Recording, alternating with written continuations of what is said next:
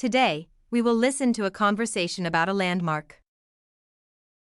What is a famous landmark in your hometown? Well, I can't hide my pride to talk about the Statue of Liberty. When was it built? I read on newspapers that it was constructed in 1886. Where is it? It's located on Liberty Island in New York Harbor. How does it look like? That's a woman, known as the Roman goddess, bearing a torch and a broken chain lies at her feet. What was it made of? The main material was copper. Who was the architect?